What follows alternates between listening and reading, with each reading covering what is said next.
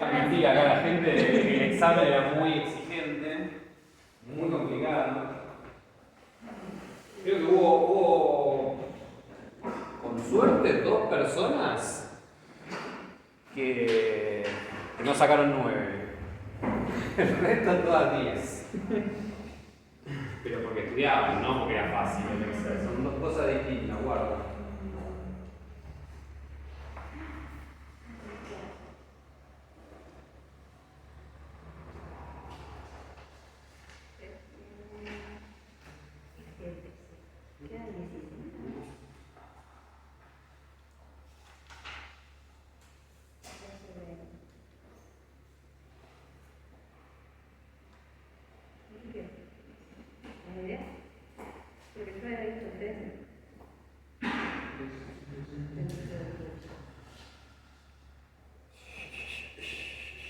Bueno, voy a poner de acá del punto 4 los nombres que vimos la vez pasada que eran importantes para la Ilíada. Los voy a pasar a minúsculas con el acento para que les quede. Mientras esperamos si viene alguien más. ¿Se ve? Sí.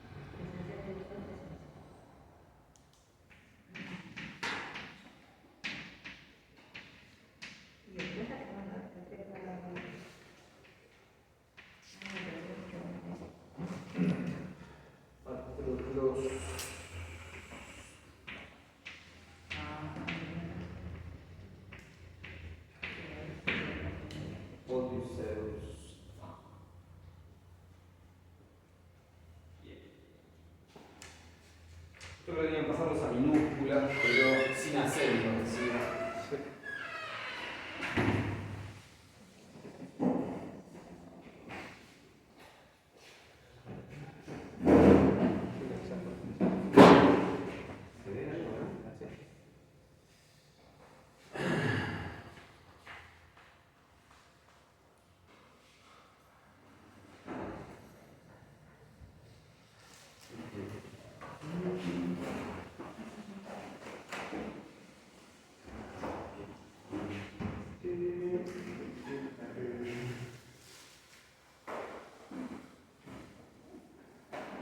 Bueno, lo retomamos a ver si viene alguien más. La gente que faltó ya me avisaron. 2 personas igual, faltan muchas.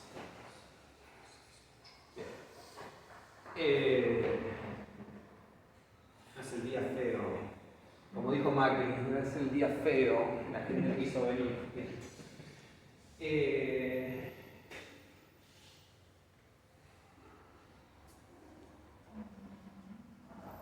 Habían aparecido el otro día cuando hablamos del canto primero, canto 1, algunos conceptos, algunas cuestiones. La primera era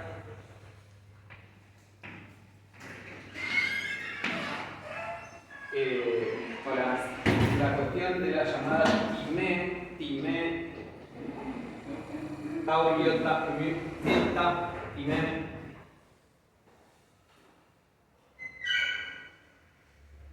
Está asociada con un verbo que es tío,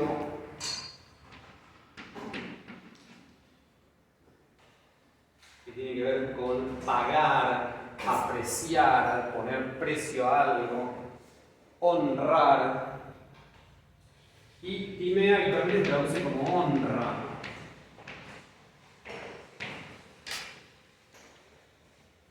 podría traducir, porque esto en griego moderno significa precio, literalmente. También se podría traducir aprecio. ¿Qué es la honra? Cuando alguien me honra es que me aprecia, ¿no? Me rinde un honor, porque entiende que me está apreciando de esa manera. Decimos también, alguien honró sus deudas, ¿no? Pagó sus deudas. Entonces está la idea del pago, de la retribución, digamos. Esa es la palabra time. Y lo que decíamos era que Briseida, que es la muchacha que le roban, así que le roban, ¿no? Porque se siente de esa manera, que le roban a Aquiles para compensar a Agamenón, que tiene que entregar a Briseida.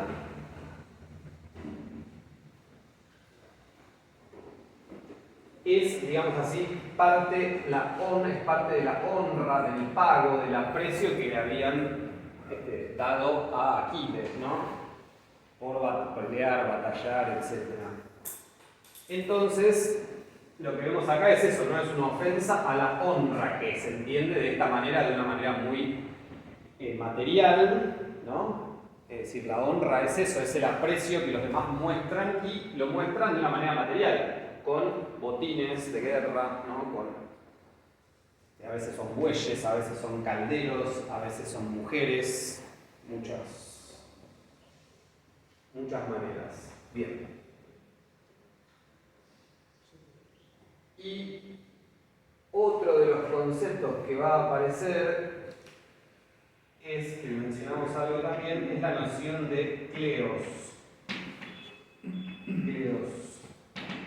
Kleos se traduce muchas veces como fama. Está asociado con unos verbos, por ejemplo, kaleo, llamar, klio, escuchar. Es la raíz que indica eso, ¿no? Digo, el renombre que una persona tiene, cuánto se lo menciona. Borges decía acá se usaba mucho el mentado, el tan mentado, no el mentado. Digamos, el que lo nombra mucho es porque tiene como mucha valía, etc. ¿No? Esa es la fama, el renombre que van a obtener los héroes. Los héroes combaten para tener eso, ¿no? Un reconocimiento. Entonces, de alguna manera, estos dos conceptos están relacionados, porque la fama de Aquiles, ¿cuál va a ser? Que se dejó deshonrar. Si vuelve a combatir, digamos, es que ni él mismo se valora, no lo valora los demás, pero tampoco él mismo se valora, ¿no? Entonces dice, listo, no me aprecian lo suficiente, me sacan lo que me habían dado por ser el mejor guerrero, porque acá está toda la discusión de quién es el mejor, que es una frase que se repite a lo largo del texto, en el primer canto 2 veces, que es el mejor de los aqueos, ¿no? El mejor de los griegos. Entonces, Aquiles lo dice primero respecto de Agamenón. Dice, él se jacta de ser el mejor de los aqueos. Se cree que es el mejor de los aqueos. Obviamente el mejor de los aqueos es Aquiles, ¿no? Es el mejor guerrero. Lo dice, si leyeron el canto 2, dice el mejor, siempre dice así, ¿no? Aquiles es el mejor en todo. Entonces dice, por ejemplo, yo les he dicho Nireo. Dice, Nireo era el más bello de los que había llegado a combatir a Troya. Después de Aquiles, que era más bello. Y después dice, Ayante era el mejor guerrero, porque Aquiles estaba retirado de la batalla, ¿no? Pero el mejor guerrero es Aquiles.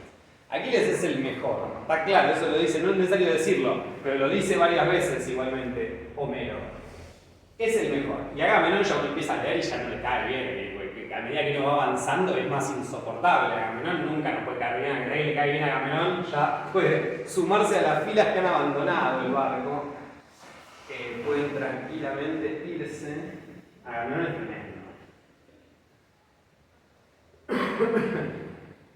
Ya vimos que lo primero que hace es despreciar a un anciano, entonces ya no tiene respeto por nada, ¿no? O sea, ya esa persona te lo muestra ahí, lo primero que le dice a ese viejo, andate de acá, que no te encuentres. Vas a hacerte el canchero con un viejo pobre que no puede hacer nada, y viene a buscar a la hija que le habían raptado.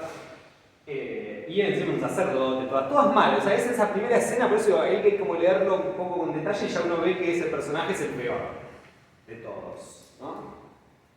Por eso la gente que leyó el canto segundo ya sabe que Zeus le envía un sueño, pero encima es un sueño engañoso, porque es Agamenón. Entonces ya le manda un sueño que es engañoso, vas a poder conquistar Troya. Pero es peor que Zeus él, porque recibe ese sueño en el que supuestamente va a conquistar Troya y él lo que dice, voy a poner a prueba las tropas. Vos es Agamenón, por eso yo cuando me enojo con Agamenón muy rápidamente, no le dura ni 2 minutos. Pero él ya va a decir, no, voy a poner a prueba a todas las tropas, les voy a decir en realidad que nos vayamos a casa, que habrá gente que se va a querer ir. Eso es lo que tiene interesante de Homero, ¿no? Por un lado es muy interesante como apenas le dicen, nos vamos a casa, no combatamos más. Todos se quieren ir y dicen, sí, Dios, me quiero ir de acá, no quiero pelear más, esto es una porquería. Todos están en esa tesitura. Después finalmente se da vuelta toda la situación y van a ir a pelear y todos, ¿no? Como poseídos por Ares y por el ansia de batallar, etc. Entonces el texto siempre se va a debatir, digamos, entre la exaltación de la guerra, pero también una cuestión antibélica bastante importante. El texto es así ambiguo. Por un lado critica la guerra duramente, por otro lado es una exaltación de la guerra, ¿no? Entonces están las dos cosas en el texto. Y algo que hace Homero también, que es esto, ¿no? Que por ahora nosotros teníamos básicamente la presentación del bando de los aqueos, ¿no? Y lo único que teníamos del bando de los troyanos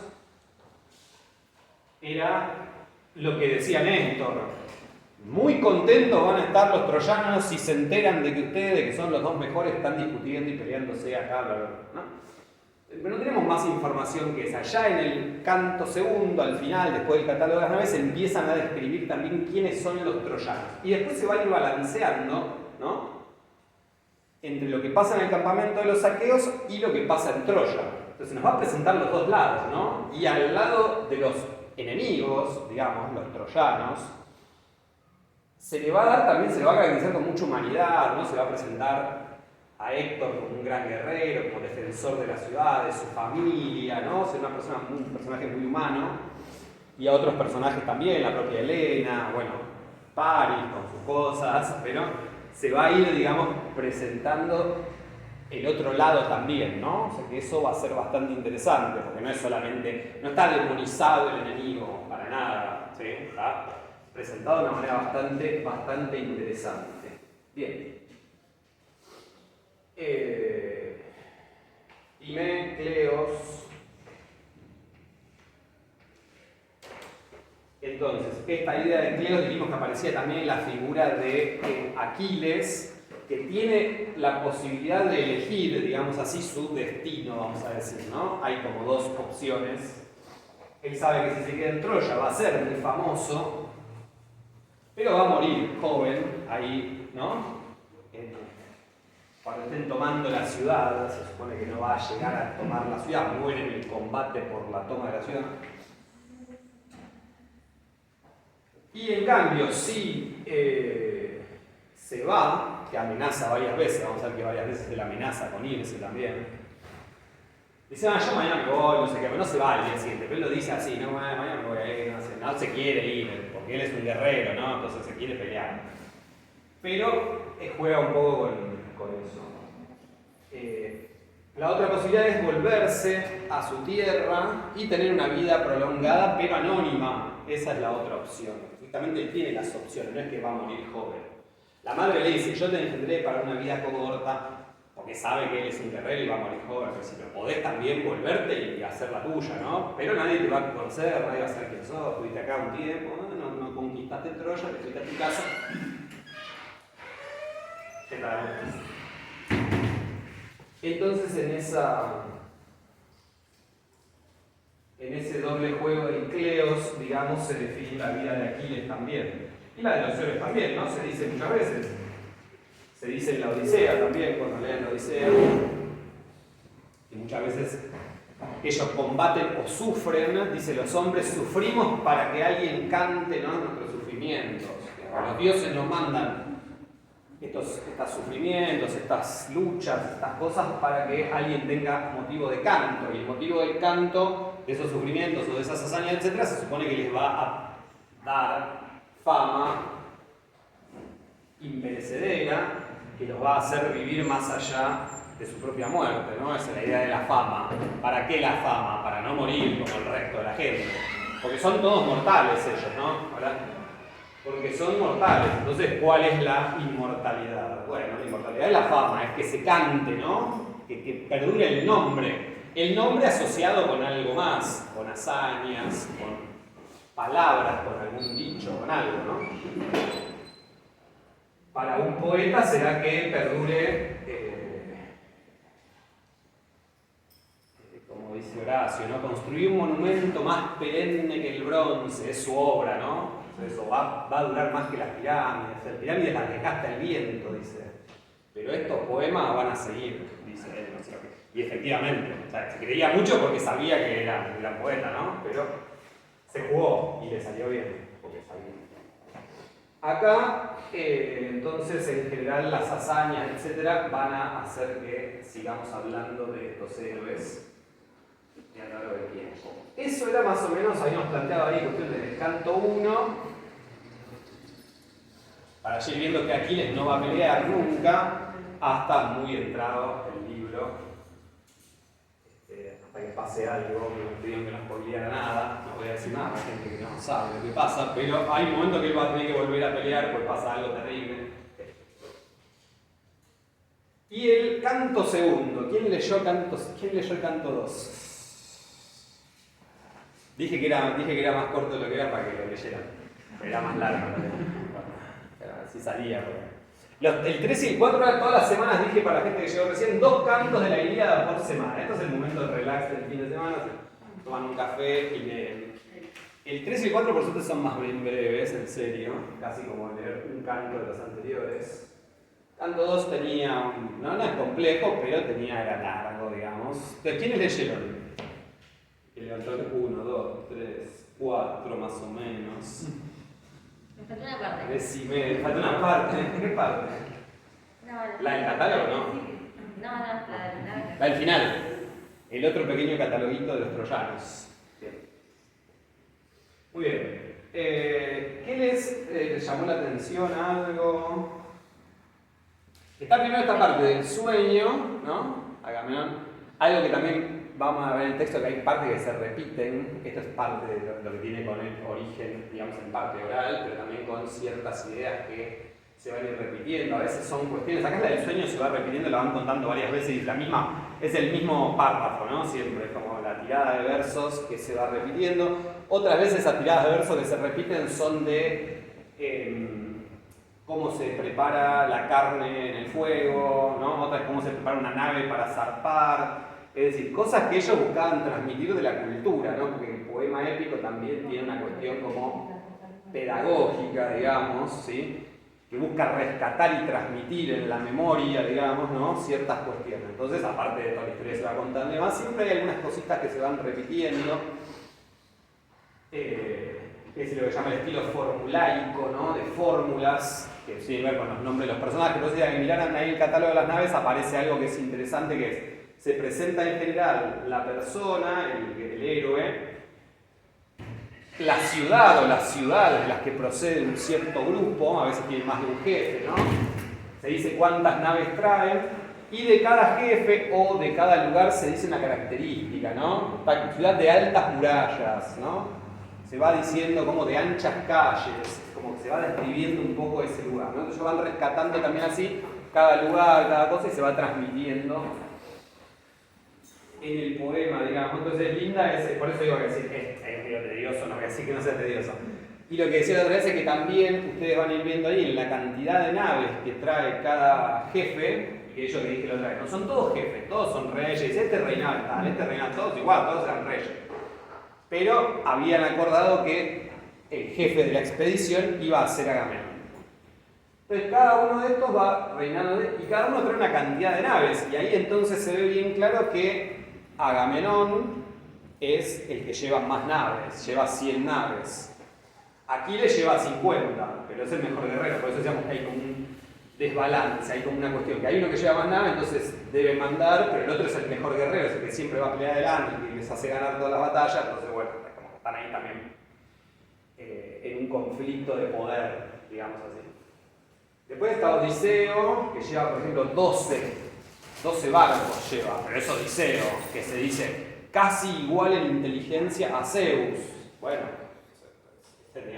este Nireo decía, dice, solamente traía 3 naves, pero era muy hermoso. Se lo llevaron porque era lindo, ¿no? Como para agradar, para hacer algo agradable a la vista. Dijeron, bueno, traía 3 naves, no aportó nada. Si no venía, no pasaba nada. Y además, cuando llegan 3 naves, después conquistan Troya, te tienen que dar algo. Porque si vos llevaste unas naves, te tienen que dar una parte del botín. Primero bueno, te lo llevaron porque. Entonces, así va haciendo, ¿no? Esa gradación. Va contando un poco y vieron que hay en cada, después son miren loco que es por eso es lindo, en cada una de las partes que habla de alguno cuenta algo, ¿no? Era hijo de Ares porque el dios se le había colado a la madre en la habitación, bueno, Ares se había metido ahí y entonces él había nacido de Ares. Había uno en particular que había mandado las naves, pero él había muerto y había dejado a la esposa con la casa media construida. Terrible. Pero bueno, había alguien más que estaba en su lugar. Sí. Bien.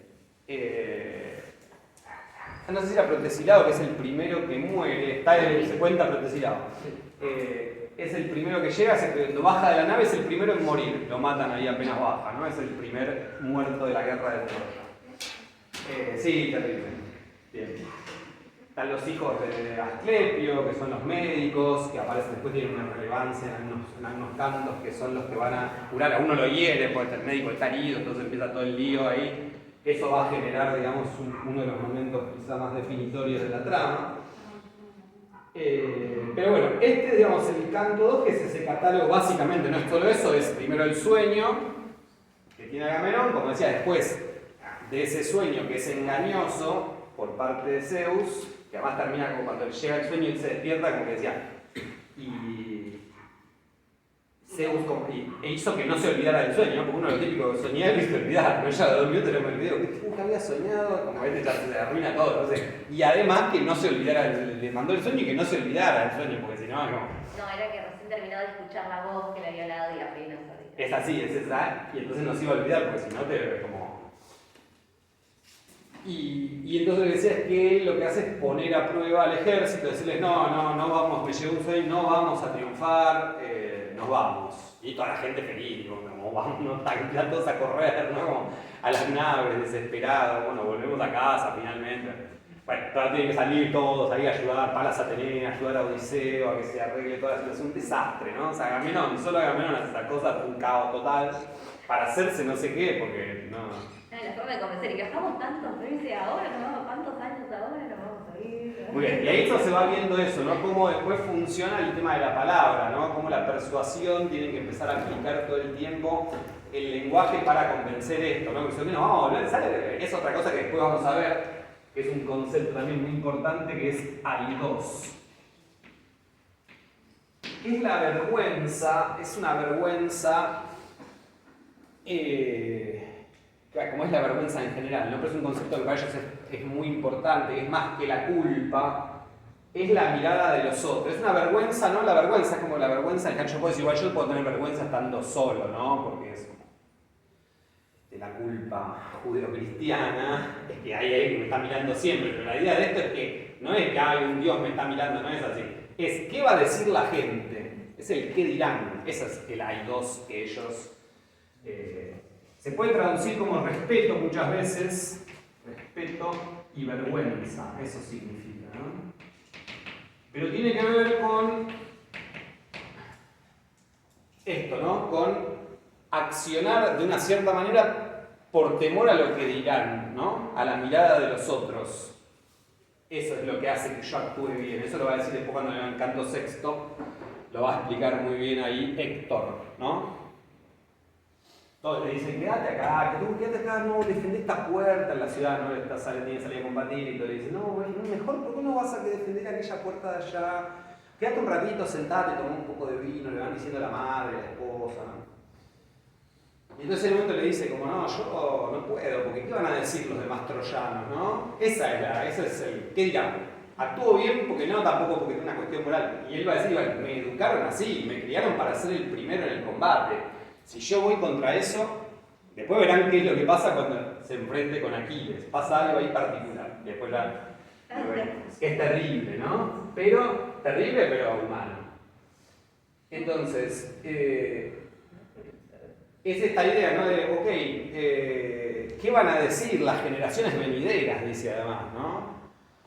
¿Qué van a decir si ven que nosotros que éramos muchos más, además, ¿no? Porque lo que dice Néstor, creo que Néstor, ¿no? Dice, éramos muchos más que los troyanos, 10 veces, dice, más de 10 de los nuestros por uno de los troyanos. Dice, tuviéramos que repartir un troyano que escanciara el vino a 10 de nosotros, quedarían un montón de decenas de personas sin nadie para escanciarle el vino. O sea, tantos más somos. Ese tipo de argumentos les gusta usar, ¿no? Entonces, finalmente, bueno, ahí cuando logran convencer a todo el mundo de que no se vayan, ¿sí? De que hay que pelear, de que de hecho el sueño que tuvo Agamenón dice que van a poder finalmente conquistar Troya, pues esto viene de también, están en el 9º año de la guerra, se dice ahí, finalmente se aclara, ¿no? Que están ya en el 9º año, la obra empieza ahí, pero ya está la guerra, ya está reavanzada. Y dice es el 9º año y que supuestamente al 10º año iban a triunfar. Eso es un oráculo, digamos, una profecía, un vaticinio que les había hecho Calcante, ¿no? Que aparece nuevamente acá en el canto segundo, recordando, o sea, aparece como recordado, que Calcante ya les había dicho que al 10º año habían visto un prodigio, habían visto ahí en Áulide, cuando estaban por partir hacia Troya, habían visto un prodigio, ¿no? Y ese prodigio significaba, había un pajarito con 9 crías y una serpiente que viene y se los come, bueno, entonces se comía todos los 9 primero y al 10º que la madre, bueno, ahí ya va a conquistar la ciudad, eso interpreta Calcante. Eso ya llevaba 10 años, decíamos la otra vez que Agamenón le decía, nunca me vaticinaste nada bueno, ¿no? Pues ya 10 años ya nadie se acordaba de eso, tenía que venir alguien a decir que había habido un vaticinio, pero ya todos empiezan a decir como, no, bueno, pero en realidad se decía ya que Zeus, bueno, necesitaba que como hubiera esta guerra, este triunfo. Así que bueno, todo confiar en que va a ocurrir efectivamente. También en un momento Agamenón reconoce que él estuvo mal, ¿no? Como que dice, yo me enojé primero con Aquiles, ¿no? El famoso empecé yo, que empezó tiene la culpa, ¿no? Siempre sabemos que empezó tiene la culpa, ¿no? Cualquier pelea es así.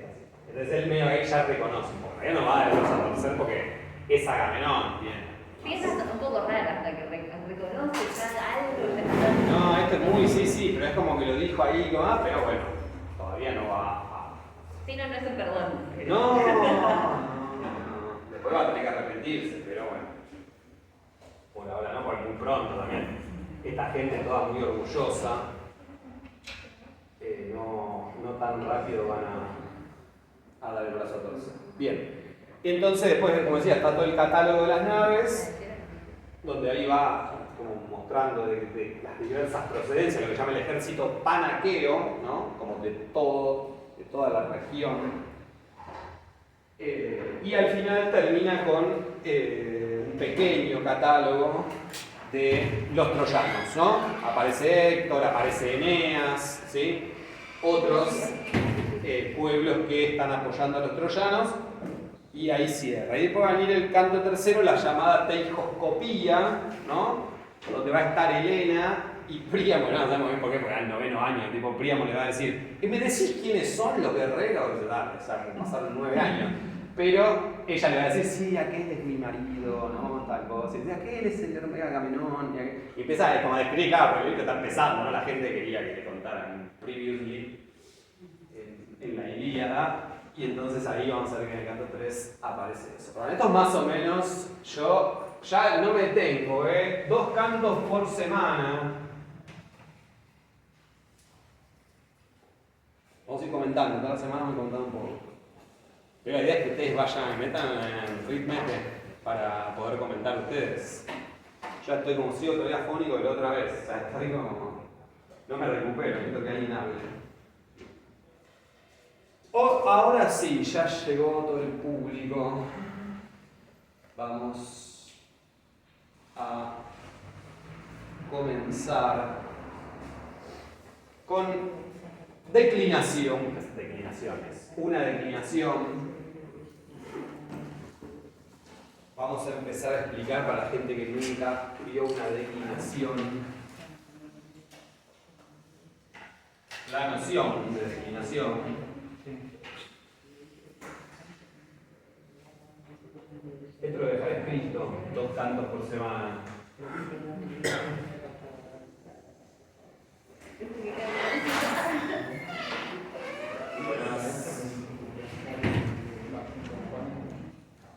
Bien.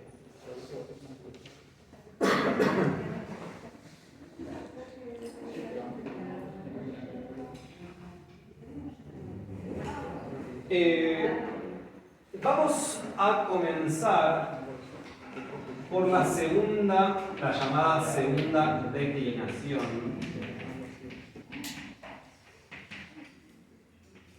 Por motivos pedagógicos, vamos a comenzar con la segunda declinación.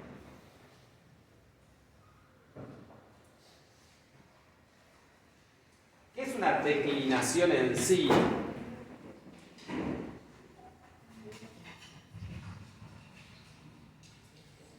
Es como una sistematización, digamos, de las terminaciones que una palabra va a tener, que son los llamados casos, las terminaciones de las palabras que marcan una determinada función sintáctica. El caso marca una función sintáctica. Hay 5 casos.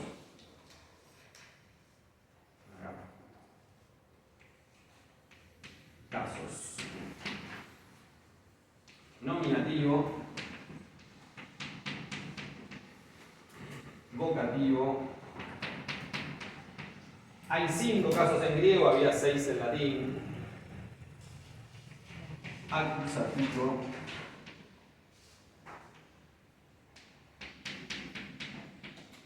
Genitivo. Y caso dativo.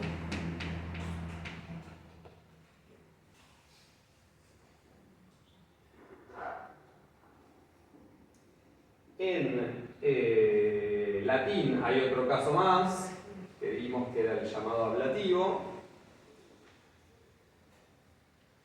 Se supone que en indoeuropeo había 8 casos, un caso instrumental, un caso locativo, ¿sí? Después tienen terminaciones parecidas a los otros casos, entonces empiezan como a fusionar, digamos, no se distinguen ya, entonces empiezan a ser reemplazados por alguna otra estructura o palabra, digamos, o algún otro de los casos. Acá tenemos 5 casos, ¿sí? Entonces, ¿qué es el caso? Es la terminación, es la terminación de la palabra. ¿Sí?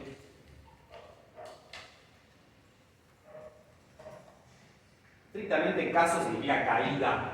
El casus es la caída, es lo que está al final y es lo que va cambiando, ¿sí?, de la palabra. ¿Para qué? Para cumplir diferentes funciones sintácticas, ¿sí? El caso, vamos a simular el caso, es la terminación. Los casos son las terminaciones. Una terminación que marca la función sintáctica de la palabra. Esto es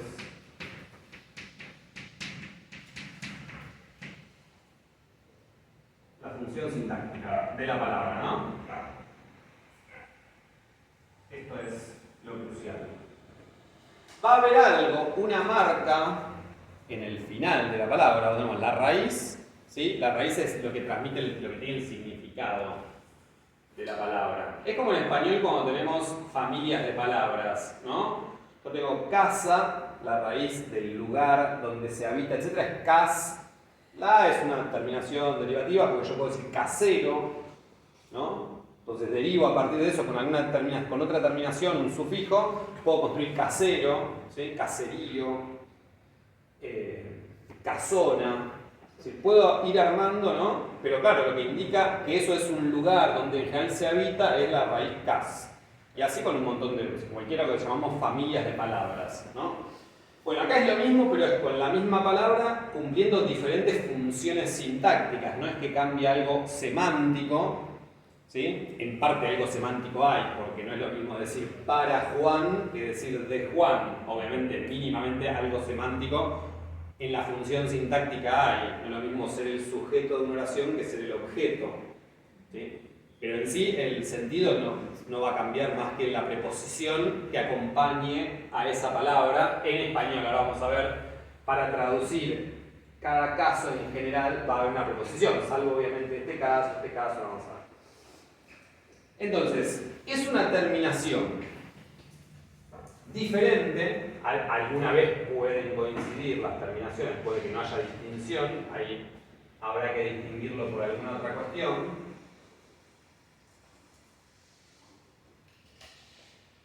El caso nominativo es el caso, decimos, de que da cuando se usa para nombrar algo, y para ellos nombrar algo era como algo que era, por ejemplo, el sujeto de la oración, ¿sí? Como Juan es bueno, ¿sí? Y además porque se usa este caso, vamos a ver, en el valor que llamamos metalingüístico. Cuando yo quiero nombrar una palabra, y cuando en español yo digo la palabra casa, o el verbo, por ejemplo, el verbo, digo el verbo amar, por ejemplo, para el verbo uso el infinitivo, para referirme a la forma del verbo, ¿no? Ellos, para un sustantivo, lo van a usar, cuando se quieren referir a ese sustantivo, lo van a usar en este caso, por ejemplo, que es nominativo, ¿sí? Aparece mucho en los títulos, por ejemplo, el título de una obra aparece en caso nominativo, porque es el nombre de la obra, ¿sí? Entonces, está asociado con esto, con el nombrar, con la palabra en sí, con el uso metalingüístico, y la función sintáctica. Función sintáctica. Vamos a ver ahora las más comunes, ¿no? Obviamente después veremos que una palabra en un caso puede cumplir más de una función. Vamos a ver ahora lo esencial, lo básico. Bien. ¿Qué función cumplirá el nominativo? Lo dije recién. ¿Cómo? En la oración. Ahora. Sujeto.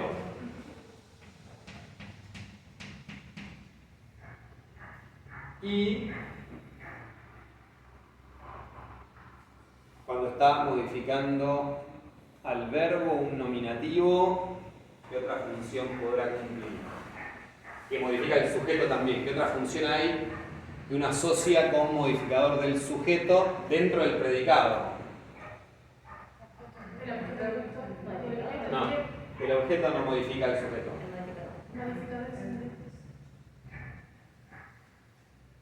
Del predicado, propio del predicado, modificador propio del verbo, digamos, ¿no? Modificadores, cosas que modifican al verbo. Podría ser objeto directo, pero no lo es, objeto indirecto tampoco.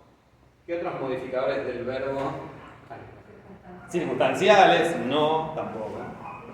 Capaz lo dijeron, pero yo no escucho porque... ¿Cómo? No. ¿Cómo? ¿Predicativo? Predicativo subjetivo. Ahí está, ¿viste que sabían? Predicativo subjetivo. Justamente cuando yo digo Juan es alto, o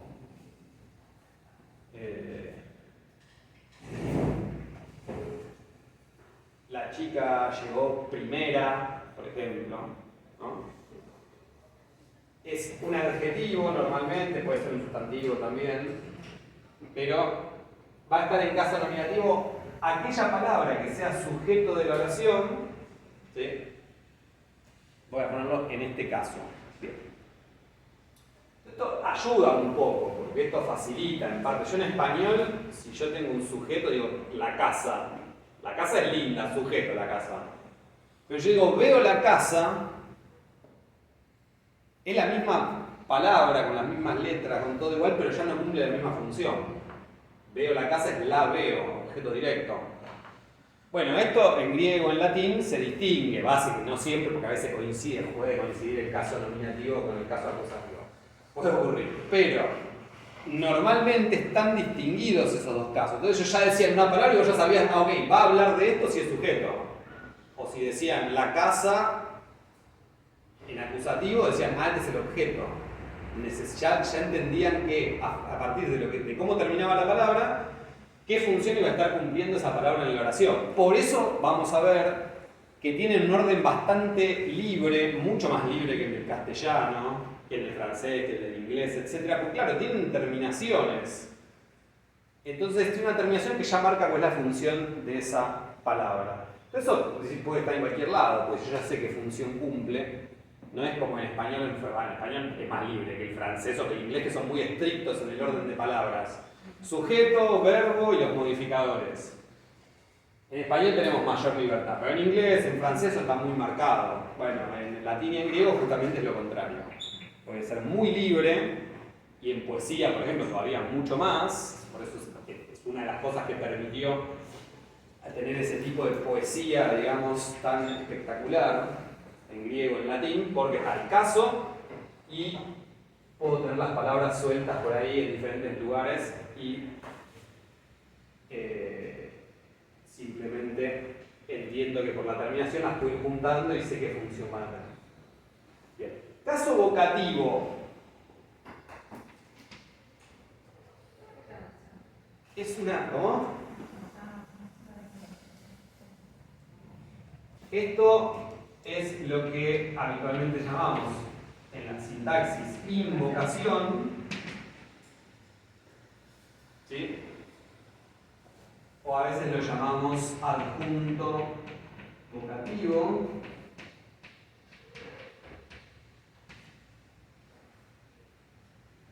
Para llamar a alguien, yo digo, Pedro, vení.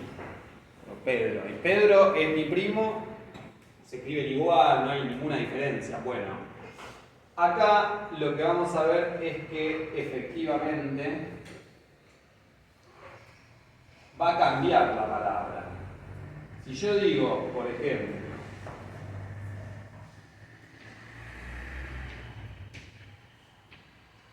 ¿se ve ahí?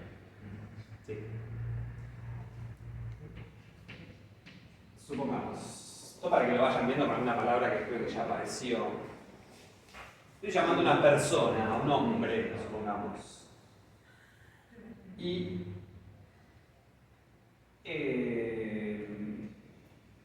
yo quiero decir, el sujeto es el hombre, ¿no? Yo digo, Anthropos. ¿He aparecido yo la palabra Anthropos? ¿Hemos leído? Me suena que en unos primeros, pero... Sí. Bien, ¿sí? Anthropos, bien. Anthropos estrictamente es ser humano, ¿no? Bien, antropología. A veces se lo traduce como hombre en el sentido de homo, en latín, homo hominis, pero es homo hominis es persona, ser humano. En oposición a los dioses, está bien claro que es eso. Se refiere a hombres y mujeres por igual. De hecho puede decir ge anthropos, que es el femenino, ¿sí? Por eso es como decir la persona, ¿no? Como algo más genérico. Acá yo diría, si quiero hacer una oración, digo Joanthropos y le pongo, no sé, Agathos Estin. Vamos a empezar con algo positivo, ¿no? Porque todo guerra, muerte. Siempre pasa lo mismo. Nada, es todo así, pero. Acá es el ser humano, es decir, esto es sujeto, porque es nominativo, masculino y singular. El ser humano es bueno, sería la frase. Entonces acá yo tengo esto.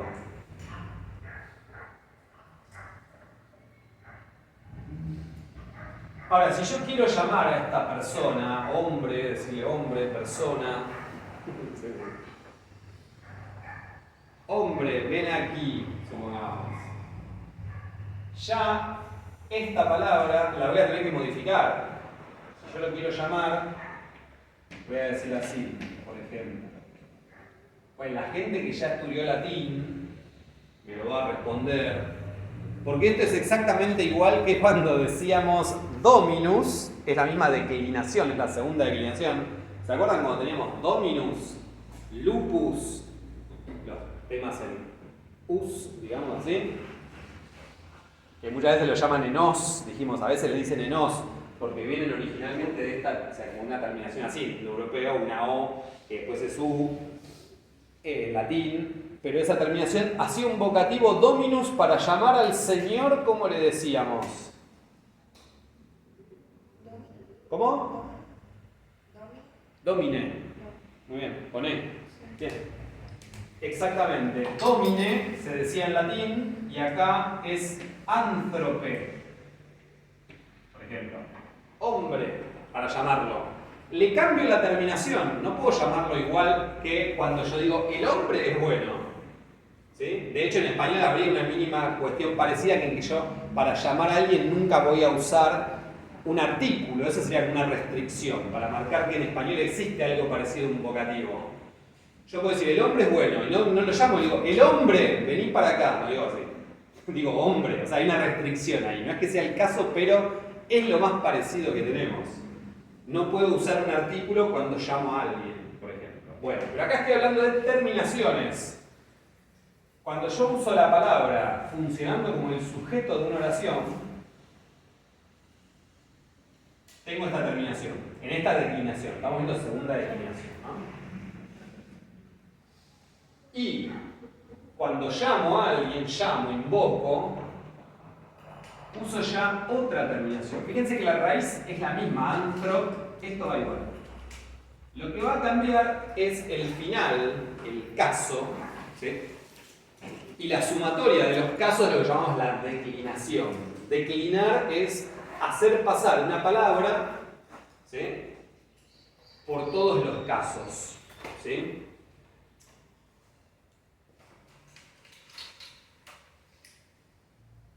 Como una conjugación, ¿no?, es hacer pasar un verbo por las diferentes personas y los diferentes números que tenga.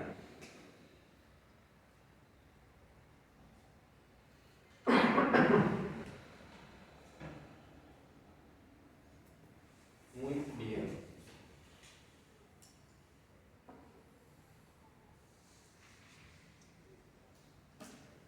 Esto habitualmente, si es una invocación, la marcamos, cuando analizamos sintácticamente, la marcamos como entre barras y le ponemos acá abajo invocación o adjunto vocativo. Bien. ¿Se ve sintaxis ahora o no ven más sintaxis? Ya me pasó que no entré a llegar uno de la facultad, me decía, no vimos, yo en el secundario no vi nada, no sé, un análisis de una oración, no sabían literal, no pasa nada, o sea, todo bien. No lo vieron, ¿qué voy a decir? No lo sabés, ¿cómo no lo sabés? No te lo enseñaron nunca. Pero ustedes, ¿en secundaria vieron sintaxis? ¿Llegaron a ver todavía análisis sintáctico? Yo en primaria. ¿Eh? Yo vi en primaria. ¿En primaria? ¿En secundaria? No, ya no, claro. ¿Y en la facultad? ¿La gente de letras? ¿Vos sos de letras también? No. Ah, de filo. ¿Y la gente de letras? Sí, gramaticales. ¿Ven? ¿En gramática? Sí, en las dos materias. ¿Y qué tipo de análisis ven? ¿Más así, qué tipo estructural o de la generativa, chomskiana y todo eso? Dividen así, vamos, usan las llamadas cajas, porque la clave de la estructural son las estructuras. Marcan así, ¿no? Diferente de la chomskiana con las flechitas, los árboles, estructura profunda. No, lo vemos en sintaxis, pero como para reconocer bien la estructura. Ah, ok. Igual se ve, hay colegios donde se ve. Sí. Y hacen todavía el análisis. Todavía en algunos se ve. Es más, lo hacen por esa razón. Ah, bien. Sí, sí, por eso no, yo estoy viendo que ya muchas no es. Bien. Nosotros sí, en general, yo puedo acá el verbo, no tampoco, no es que sea necesario, pero si esto no existía, antes la gente aprendía igual lengua y aprendía igual idioma, ¿no? Se no hace necesario hacer esto. Bien. Pero si algunas cosas sirve entender, por ejemplo, yo la noción de sujeto. Es decir, el sujeto, ¿qué es un sujeto? Como digo, el sujeto, Juan corre, Juan sujeto. ¿Por qué sujeto? ¿Qué significa que es el sujeto? ¿Cómo se definiría un sujeto? Pues también puede ser la torta es rica. Digo, no, el sujeto no es Juan porque es un sujeto constituido psicológicamente. Es otra cosa. ¿Por qué es el sujeto? Digo, Juanthropos Agatosestin. El hombre es bueno. ¿Por qué sería sujeto? Es de lo que se habla. Es de lo que se habla, exacto, perfecta definición. Es de lo que se habla. Eso es estrictamente el sujeto de una oración. Como aparece sujet en francés, subject, cuando uno lee un mail dice subject. ¿Por qué es esa palabra, es el sujeto? Es el tema, ¿no? Es de lo que estoy hablando. ¿Por qué habitualmente el sujeto no es obligatorio en ninguna lengua? Prácticamente es algo que es en francés y todo en inglés, que aparece adelante, que no en todos los casos, pero en la mayoría. ¿Por qué aparece adelante? Y porque es el tema. Es de lo que voy a hablar. Por eso la tendencia de las lenguas es que el sujeto esté siempre después, que puede ser primero el verbo, después el objeto, los modificadores. Pero el sujeto tiende a estar adelante porque es el tema. Es eso, a eso llamamos sujeto. Obviamente si no está acá y está desplazado, está destacado ya. Porque ya si su lugar natural es estar adelante, porque es de lo que voy a hablar. Yo digo, Juan vino a verme ayer. Ya está, voy a hablar de Juan. Y de lo que hizo Juan. Pero el tema en sí es Juan. Juan es alto, Juan vino, a ver. Porque a veces decimos, el sujeto es el que realiza la acción. Bueno, a veces la torta rica no hace ninguna acción, la torta. Digo, como definiciones no está mal, porque al principio en primaria se enseña un clase de el sujeto es el que hace la acción. Bien, ya después la segunda oración que te ponen Juan es alto, no es una acción ser alto, es otra cosa. Entonces, por lo menos yo sé que es de lo que estoy hablando. Juan, sí, estoy hablando de eso. Bien, tema de la oración, subject, sujet, como lo quieran llamar. Bien. Esto en cambio es algo que está como por fuera, la invocación es algo que lo marcamos entre barras acá porque es como decimos más de la enunciación que del enunciado, ¿no? Yo digo, Juan, tenemos que hacer tal cosa, ¿no? Como es para llamar la atención, está más cerca de lo que llamamos la función fática, ¿no? A veces es más la función apelativa de llamar al otro, pero a veces simplemente es para llamar la atención, para una clase, ¿no? Como, para que sepamos que tenemos que escuchar o algo así. Bien. Entonces, acá, esto que vimos acá, se va a repetir. Acá, se va a repetir acá, se va a repetir acá, el cambio, con otras terminaciones, ¿sí? Se va a repetir, y cada una de esas terminaciones va a indicar qué función está cumpliendo y se va a traducir de una cierta manera. Ahora vamos a ver cómo es eso. Esto es el artículo, ¿no? Esto lo dejo aparte porque la palabra es anthropos. Esta es la terminación del nominativo singular, vamos a ver singular y plural. Este es igual para la gente que ya estudió latín, lo sabe. Los casos están en singular, están en plural, entonces hay que saberlo, pero se aprenden rápido porque es como que naturalmente, ¿no? Va a salir, ¿no? Cuando se estudia todo es natural. Bien. Caso acusativo. El caso acusativo, ¿qué función? A otra gente que sabe alemán, también no sé, otra gente porque el griego moderno, las lenguas que tienen todavía casos, existen todavía algunas lenguas que declinan sus palabras, sustantivos, adjetivos, pronombres. En español tenemos algo parecido. Yo, me, mi, ¿no? Este lo llamamos caso sujeto, es el caso objeto, y este es el caso término, se dice, porque es la misma, efectivamente es la misma palabra declinada, como en latín. Esto viene de ego, esto viene de me, esto viene de mi. Pero es la declinación, ¿no? Es una misma palabra que según la función que cumpla, yo digo yo soy bueno, no digo me soy bueno. Digo me veo, ahí sí digo me veo al espejo, ¿no? O él me vio, no digo él yo vio, para decir que me vio a mí. Digo me vio a mí. Entonces, eso lo tenemos en español mínimamente, en este sistema que son los pronombres. Queda todavía eso que se llama resabios del sistema de casos, ¿sí? Porque existía en latín, entonces algo me va a quedar. Así como decimos esto, es un resabio del género neutro. Queda algo del género neutro del latín que había masculino. Acá después vamos a hacer en griego que hay también masculino, femenino y neutro. Queda algo de esos neutros en latín, muy poco en español. Queda en los pronombres, por ejemplo, y en el artículo, ¿no? Yo digo este, esta, esto, los pronombres demostrativos, ese, esa, eso, aquel, aquella, aquello, esos son los neutros. Y también digo lo, cuando digo lo, bueno, el artículo, ¿no? Ese artículo ahí yo tengo una marca todavía de un género neutro, quedó muy poquito, muy reducido. Bueno, acá con la declinación lo tenemos en parte en este sistema, entonces se pueden ir también como haciendo una idea, pero ya no en los sustantivos, vamos a hacer salvo ahora una marquita acá. El caso acusativo es el caso del objeto directo.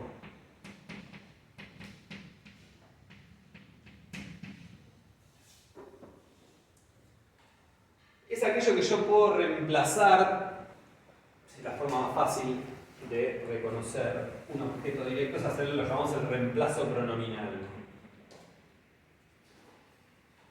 Un sujeto, lo que tiene el griego eso que es más fácil, porque yo sé que no es, ¿por qué es sujeto esto? Porque termina con estas dos letras, ya, eso me dice, este es el sujeto. En español es más difícil, porque yo digo la casa y no hay nada en la casa que me diga, salvo que no es vocativo, pues yo decir la casa, movete, no sé cómo, puedo invocar una casa, como diría casa mía o casa, no sé.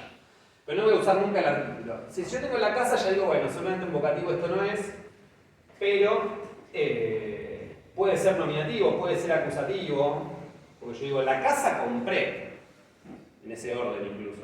Yo digo, bueno, compré la casa, la compré. Pero cuando hago ese reemplazo, es lo que llamamos el objeto directo, ¿sí? Aquello que se dice recibe la acción verbal, ¿sí? De un verbo transitivo, el verbo en sí tiene que ser un verbo que llamamos transitivo, que admita el pasaje a la voz pasiva. Un verbo que no admite pasaje a la voz pasiva no puede tener objeto directo.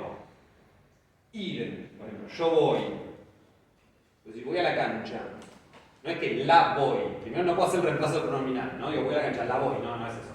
Si digo, veo la cancha, sí, la veo. Pero si voy a la cancha es otra cosa. Y tampoco puedo decir, yo soy ido a la cancha, ¿no? O la cancha es ida por mí, ¿no? ¿Cómo es eso? No admite el pasaje a la voz pasiva el verbo.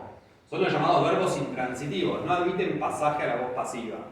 Pero los verbos que llamamos transitivos, tipo comer, ¿sí? Digo, yo como una torta es comida por mí. Admiten eso que llamamos el pasaje, ¿sí? A la voz pasiva. Por lo tanto, cuando están en lo que llamamos la voz activa, la voz pasiva en español básicamente es verbo ser y participio. Existe la pasiva con C, ¿no? Se vendió una casa, como la casa fue vendida. Hay otras formas, pero muy...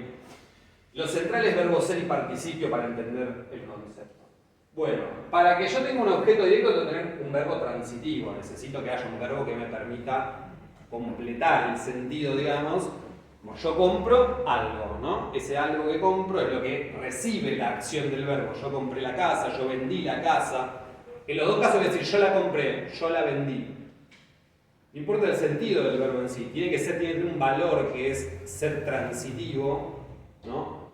Y el reemplazo pronominal es siempre el mismo. Yo digo la compré, la vendí, la alquilé. No importa el sentido de la frase. Importa que el verbo en sí admita esto, un objeto que reciba la acción.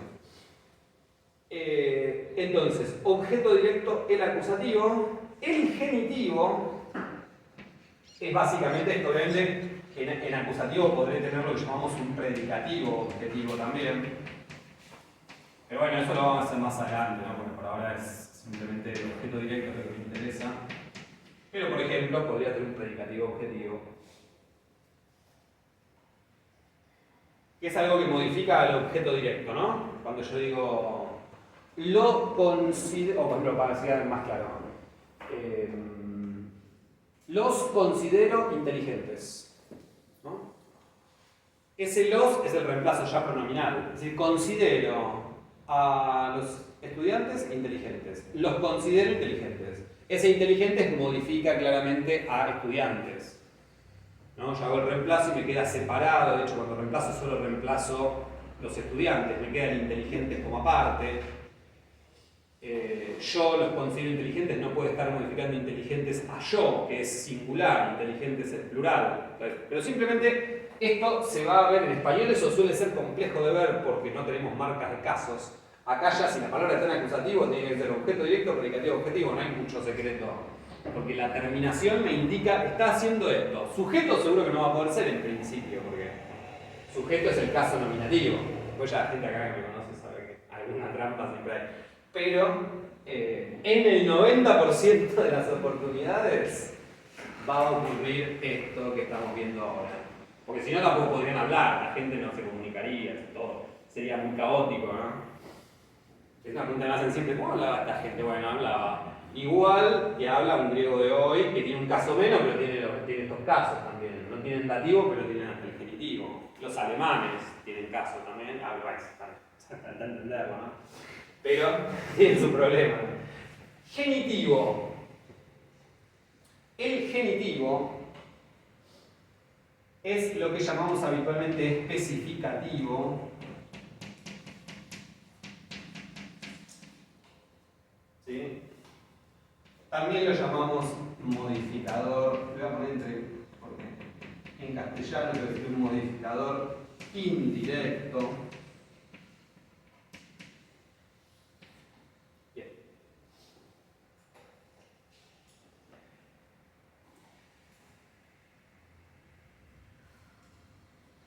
Hasta acá, yo ahora voy a decir, nominativo es la pasión, la casa, el perro, lo que sea.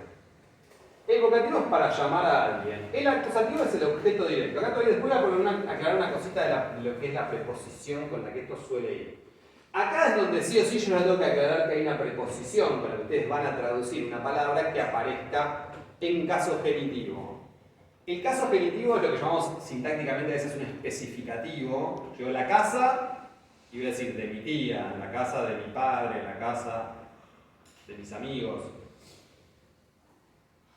Requiere de la preposición de. Lo que ocurre es esto, ¿no? Justamente lo que llamamos los casos, lo que me van a permitir es lo que en español después vamos a tener que marcar muchas veces con una preposición. Ahora vamos a ver qué pasa con el acusativo, que ya no lleva preposición. Pero el genitivo usa la preposición de, básicamente. Esto tiene que de. Siempre que vean un genitivo, una terminación, que vamos a ver cuál es ahora, después la vemos, se va a traducir con un de. Tiene muchos valores semánticos eso. Genitivo, originalmente, significa del origen, ¿sí? Cuando decimos hijo de tal persona, hijo de la madre tal, hijo del padre tal. Eso es el origen, ¿sí? O de tal lugar, ¿no? ¿Sí? En general, todos con de expresamos un montón de cosas, pero origen, de ahí viene el nombre, pero en general, lo que más se expresa, lo que más se expresa, sí. Una de las cosas que con mayor frecuencia expresa es posesión. El de. Piénsenlo en español, ¿no? Cuando yo estoy en la casa de mi padre, estrictamente es posesión, ¿no? Es el dueño del poseedor, ¿sí? Entonces, en general, el nombre viene de la idea de genos en griego, genus en latín, el linaje, ¿sí? Tiene que ver con el origen. Pero el genitivo va a expresar muchas cosas. Puede ser la materia de algo, la pared de piedra, por ejemplo, ¿no? Es el material, no es la posesión, no es el origen, es otra cosa. Entonces, ese de semánticamente expresa un montón de cosas. Pero siempre es de. O sea que es genitivo de, listo, de. Seguro se va a poder traducir con de. ¿Sí? Bien. Y el dativo, como su nombre lo indica, es aquella persona a la que está dirigida la acción verbal, ¿sí? Traigo una torta para mi hermano, ¿sí? O le traigo una torta a mi hermano, es decir, es a quién va dirigida la acción. Traigo una torta para alguien. Eso es lo que expresamos con un dativo, ¿sí? Es lo que llamamos objeto indirecto.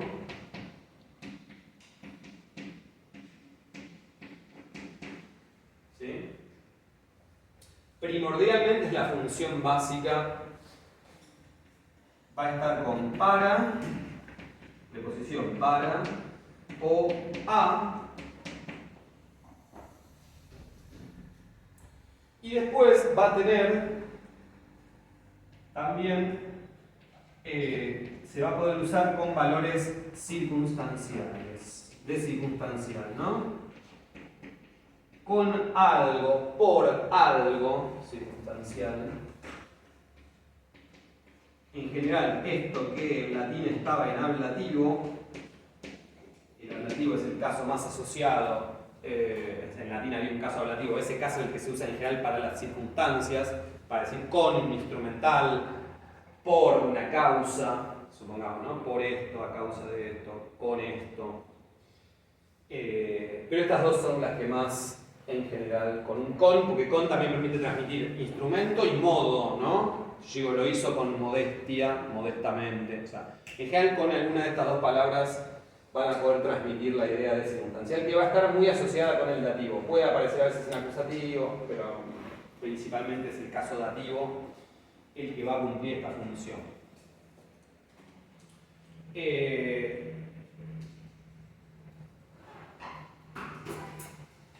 Y una cosa que iba a decir ahora, porque ya que apareció esta preposición acá y acá seguro, en el caso acusativo a veces puede aparecer la preposición a con, vamos a poner así, seres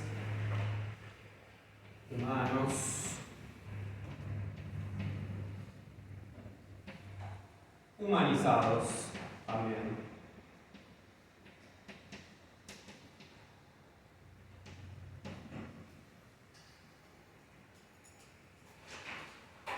Porque nosotros decimos, por ejemplo,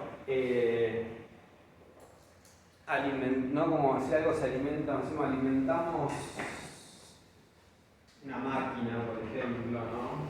Metafóricamente, combustible. Pero decimos alimentamos al perro. Nadie acá va a decir alimenté el perro, ¿no? Porque es como que lo tomás como una cosa, no es una cosa el perro, es el de la familia. Bien. Entonces, a se va a usar como marca de caso para las personas. Vi a mi hermana, pero digo, vi una película, ¿no? Vi a mi hijo, vi a mi perro. Como si vi mi perro, nadie dice. ¿Sí? Pero digo, vi mi auto. Para gente le dice, vi a mi auto, pero lo quiere mucho. Es como que esa marca, ¿no? Por eso cuando ustedes escuchen van a ver que a veces decimos algo como una y dicen, ¿por qué le pusiste algo? Bueno.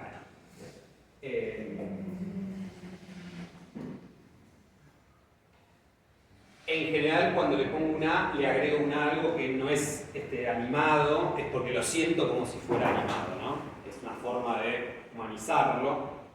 Entonces, puede llevar esta preposición, en el caso acusativo, en español, ¿sí? Esto en griego, en latín, no lleva ningún tipo de preposición. Justamente, se usaban muy poco, no es que había pocas, pero se usaban poco las preposiciones para lo que nosotros las usamos. Nosotros no usamos mucha preposición para decir la casa de Juan. Eso no, en latín, en griego no existe. Y artículo, en griego vamos a ver que hay artículo, en latín ni artículo había. Entonces lo que también condensa, lo habíamos visto un poco en latín, para una poesía o algo, es como que condensaba el latín de una manera porque no tenés artículos, no tenés preposiciones, entonces todo el verso es casi palabras significativas, digamos, que no son meramente palabras que tenés que utilizar para que suene bien. En griego hay artículo, que también después en poesía muchas veces no se usa, ¿no? Como que se puede evitar el uso. Y preposiciones para indicar más que nada circunstancias del lugar o algún tipo de otra circunstancia, pero no en el uso más típico que es para nosotros la casa de Juan, le entregué esto a mi hermano. No, es ese tipo de uso para cosas muy habituales, ¿no? Como básicamente es un genitivo o un dativo, no va a aparecer en griego, en latín. Bien, vamos a hacer el singular para que esto quede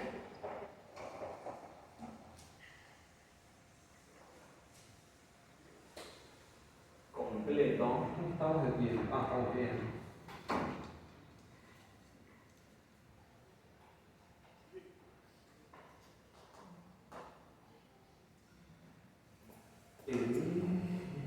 Bien.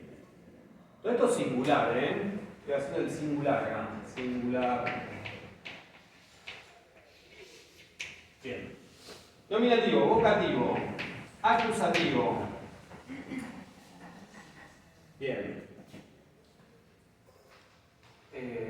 Yo después les voy a hacer, ahora estoy para que vean las terminaciones nada más, Después voy a hacer con el artículo también porque esto es muy fácil.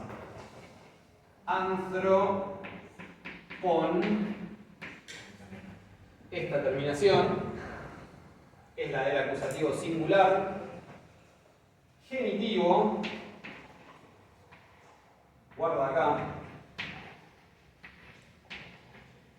Acá hay un desplazamiento del acento que se lo voy a explicar después. Anthropu, esta es la terminación del genitivo. Y dativo, anthropo.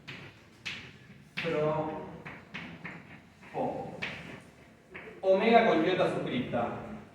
Tengo os, on, u, o. Omega con iota suscripta.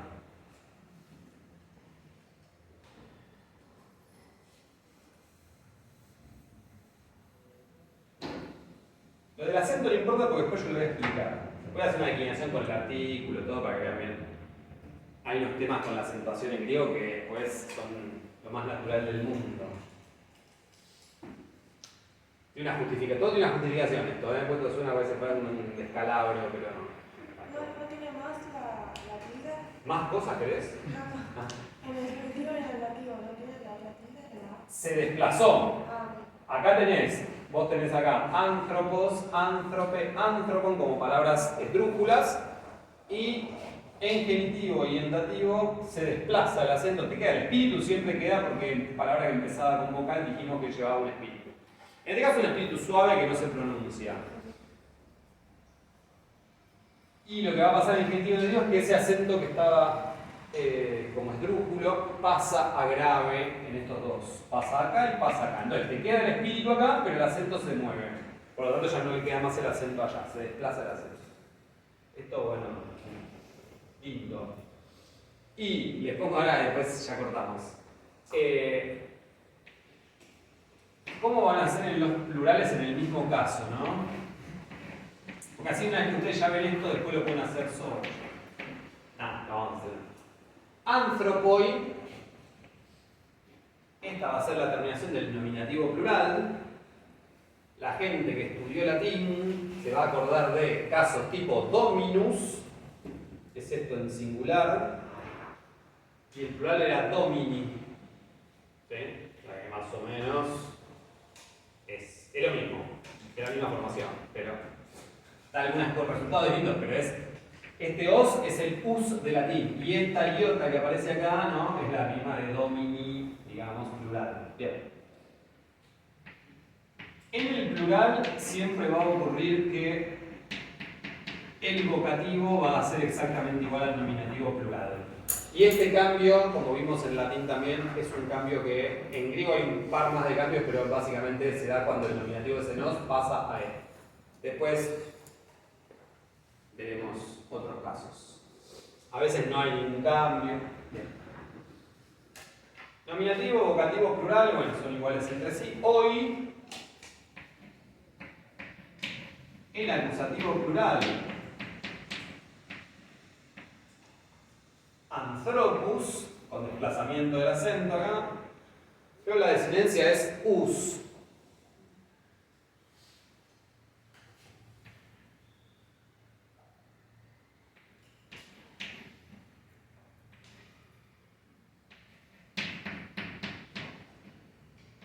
Anthropon, omega nu,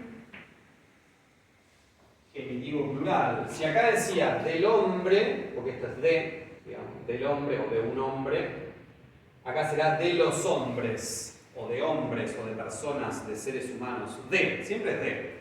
El singular o plural, no cambia eso nada más. Acá es veo al hombre, anthropon, y anthropus, veo a los hombres. O sea, es el mismo, la misma función, solo que es singular o plural. Hoy ya se lo vamos a saber esto de memoria, ya les aviso para que sepan, porque crean que esto es fácil. Bien. Y un dativo plural anthropois.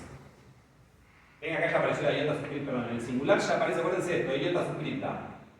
Siempre ahí va a aparecer esa iota. Hay que agregarlo y que se juntaba por otra vez. Ya acá la iota suscripta, por ejemplo, sabes que en el dativo singular te aparece ahí. No se pronuncia anthropo, se pronuncia anthropo, pero no se pronuncia porque se escribe. Y dativo plural, anthropois, ois. Estas son las del silencio. Ustedes saben esto, ahora después poner cualquier otra palabra de esta declinación, segunda declinación. Y las mismas terminaciones siempre, porque tampoco se van a variar tanto, si se comunicaban de alguna manera, se comunicaban en ese momento de segunda declinación, no lo pensaban, ¿no? Pero, os, on, u, o, hay gente que lo estudia así, hoy, us, on, ois, perfecto. Otra gente lo estudia así, otra gente estudia la palabra entera. Después vamos a ver porque acá hay muchos modelos, lo que hay acá son que según donde está el acento va cambiando el acento, hay una serie de pequeñas modificaciones. Tampoco tantas, pero bien. Entonces, estos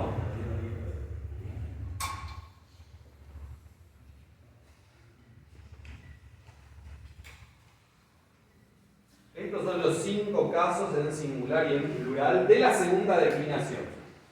Después voy a poner con el artículo, porque acá como aparece el artículo, cosa que no existía en latín, acá tenemos que ver el artículo. Pues hacemos una pausa de 15 minutos hasta el 40 y volvemos. Y tomo lista. Y toda la gente pensaba irse. Alguien se tiene que ir, dígame ahora, No, mira, no, alguien debe mirar, no voy a mirar a la luz esa. Estoy mirando. No, siempre se quedan, siempre se quedan. Cuando vienen se quedan. Mentira. Bueno, después tomo lista.